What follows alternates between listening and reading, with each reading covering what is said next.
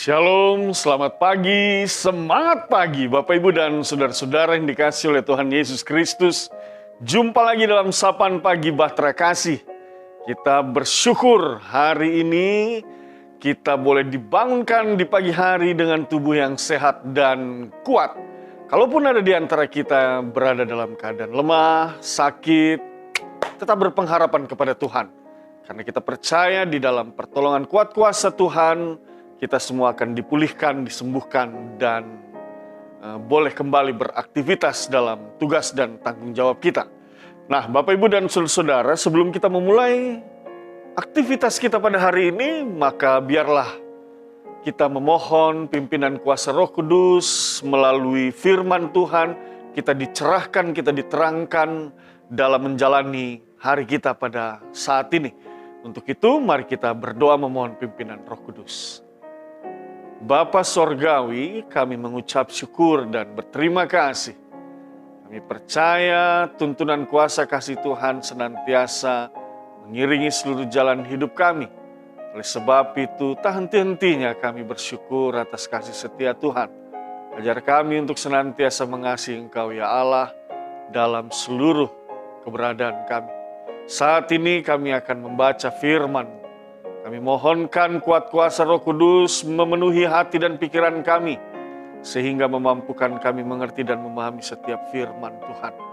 Dan dengan rendah hati kami bermohon, bersabda dan berfirmanlah ya Bapa.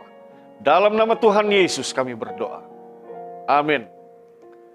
Bapak, Ibu, dan Saudara-saudara yang dikasihi oleh Tuhan Yesus Kristus, bacaan firman Tuhan terambil dari kitab Amsal pasal 6, ayatnya yang ke-12 sampai dengan ayatnya yang ke-15.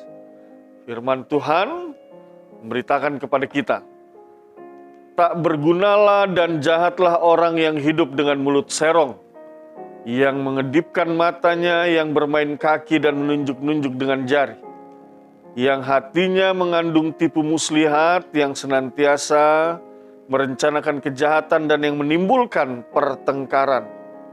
Itulah sebabnya ia ditimpa kebinasaan dengan tiba-tiba, sesaat saja ia diremukkan tanpa dapat dipulihkan lagi. Demikian pembacaan Alkitab. Bapak, Ibu, dan Saudara-saudara yang dikasihi oleh Tuhan Yesus Kristus, satu realitas yang terjadi pada saat ini dan masih mengemuka dalam kehidupan manusia adalah kebiasaan manusia untuk berdusta. Ini salah satu hal yang sering kali kita lihat, sehingga seolah-olah dapat dikatakan juga bahwa nilai kejujuran atau sikap hidup yang jujur itu atau mempercayai seseorang itu adalah sesuatu hal yang tidak mudah.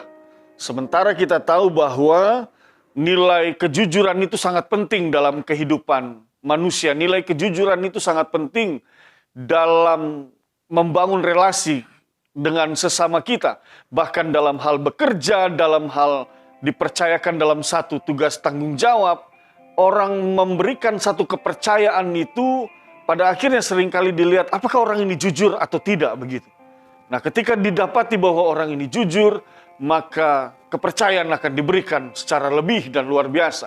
Tetapi ketika dilihat tidak jujur, orang enggan memberikan satu kepercayaan, tugas dan tanggung jawab. Nah, Bapak, Ibu, dan Saudara-saudara, opa, oma, anak cucu yang diberkati dan dikasihi oleh Tuhan Yesus Kristus. Jadi, hal kejujuran itu adalah satu hal yang penting. Begitu.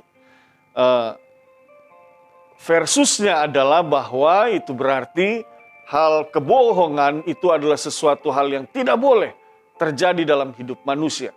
Itu sebabnya jauh hari dalam ke-10 firman dikatakan jangan kamu mengucapkan saksi dusta tentang sesamamu. Ini juga mengajarkan tentang jangan berdusta, jangan berbohong. Nah, jadi ini satu hal yang sesungguhnya penting untuk kita renungkan di dalam kehidupan ini. Karena firman Tuhan berkali-kali bicara tentang hal ini. Bahkan dia menjadi bagian dari salah satu ke-10 firman yang Allah sampaikan kepada bangsa Israel. Dalam bacaan kita pada saat ini, dalam Amsal pasal 6, ayat 12 sampai dengan ayat 15, hal ini bicara juga tentang mulut serong atau orang yang suka berdusta, orang yang suka berbohong. Lalu kemudian ayat 12 itu mengatakan, tak bergunalah dan jahatlah orang yang hidup dengan mulut serong. Orang yang hidup dengan mulut serong, mulut berbohong, mulut berdusta, itu orang yang tidak berguna, firman Tuhan katakan. Itu adalah perbuatan yang jahat. Nah, jadi bahkan lebih jauh lagi di dalam ayat 15 dikatakan, itulah sebabnya ia ditimpa kebinasaan. Artinya bahwa ini benar-benar sesuatu hal yang tidak benar dan tidak boleh terjadi dalam kehidupan kita sebagai orang percaya. Karena apa? Mengapa dusta dan kebohongan itu dapat itu disebut kejahatan dan dapat mendatangkan kebinasaan bagi seseorang yang melakukannya?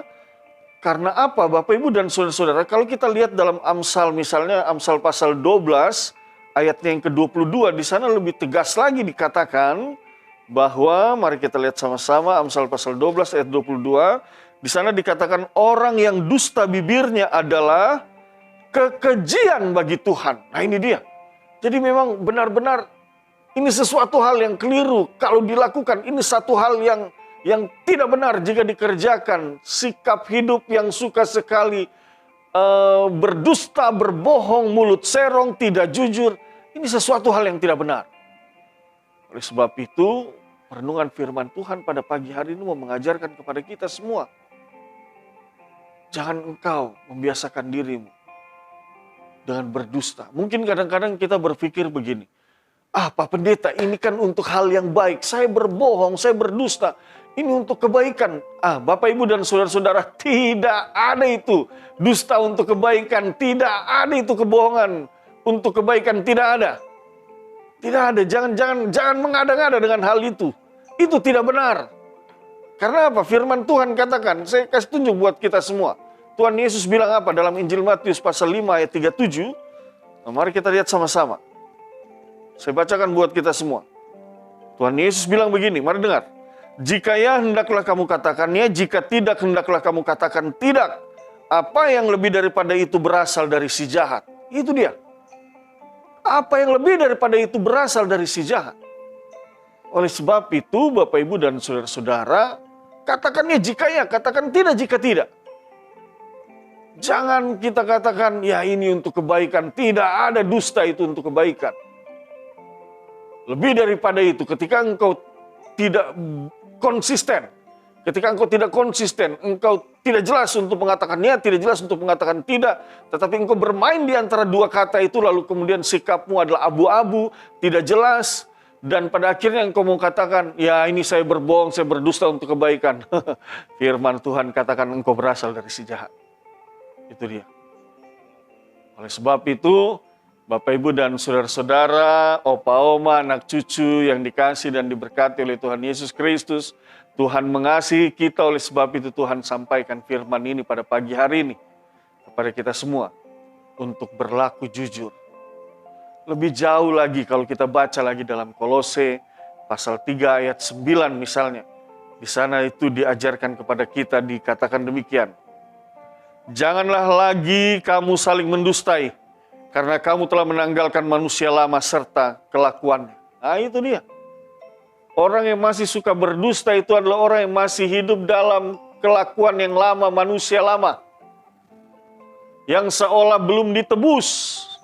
Padahal engkau sudah ditebus oleh Kristus Yesus. Melalui karyanya engkau telah dibaharui. Engkau telah menjadi manusia baru. Tetapi janganlah karya penebusan Kristus itu sia-sia dalam hidupmu. Jangan. Biarlah karya itu semakin sempurna dengan kehidupanmu. Melalui perbuatan, perkataanmu, pikiranmu yang jujur. Jauh daripada tindakan dusta dan kebohongan. Dan itu yang berkenan di hadapan Tuhan. Sekali lagi Bapak, Ibu, dan saudara-saudara, nilai kejujuran itu sesuatu hal yang sangat penting. Nilai kejujuran itu suatu hal yang sangat dicari dalam orang membangun relasi, dalam orang mempercayakan sebuah tugas tanggung jawab. Dan kita diajar untuk hidup jujur di hadapan Tuhan dalam perbuatan, perkataan, pikiran, dalam setiap tugas tanggung jawab yang dipercayakan oleh kita.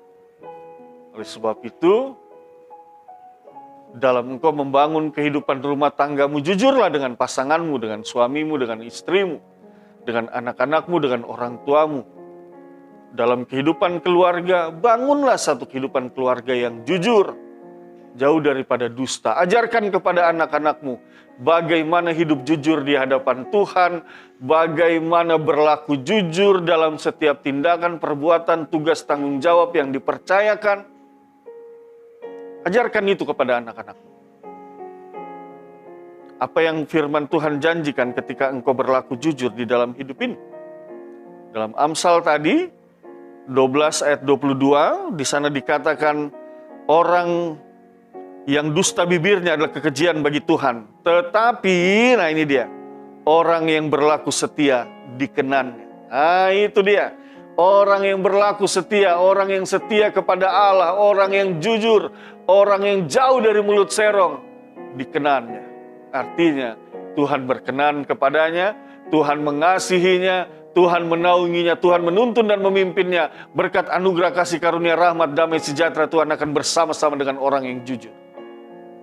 Oleh sebab itu Bapak Ibu dan Saudara-saudara, jikalau engkau ingin melihat hari-hari yang baik, jikalau engkau ingin melihat keluargamu hidup dalam keadaan yang baik, diberkati penuh dengan sukacita, damai sejahtera, sekali lagi firman Tuhan mau beritakan kepada kita, jikalau engkau ingin hidupmu baik, engkau ingin pekerjaan dan pelayananmu berlangsung dengan baik, sekali lagi firman Tuhan ajarkan kepada kita, jujur. Karena dengan jujur, engkau akan melihat kasih, penyertaan, pemeliharaan Tuhan yang akan membawa engkau ke masa depan yang baik yang Tuhan sediakan. Mari kita berdoa. Bapa Sorgawi, kami mengucap syukur atas firman.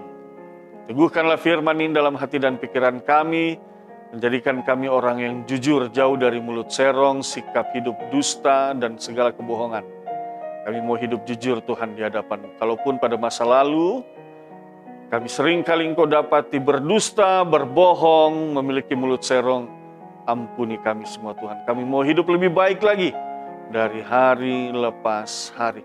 Berkati opa oma, anak cucu, bapak ibu, saudara-saudara. Berkati jemaatmu Tuhan yang sakit disembuhkan, yang memiliki pergumulan dalam nama Tuhan Yesus. Mereka diberikan jalan keluar, dipulihkan, dan mereka boleh melihat kebaikan kasih Tuhan dinyatakan dalam hidup mereka.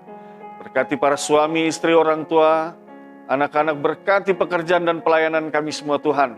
Karena sesungguhnya kami serahkan semua aktivitas hidup kami hanya kepadamu, karena kami bersandar dan mengandalkan Engkau Tuhan dalam seluruh kehidupan yang Engkau anugerahkan. Terima kasih Bapa di dalam surga, kami akan menjalani hari ini bersama Tuhan. Kami percaya sukacita dan damai sejahtera menjadi bagian dalam hidup kami. Dalam nama Tuhan Yesus kami berdoa. Amin. Selamat pagi, Tuhan berkati kita semua.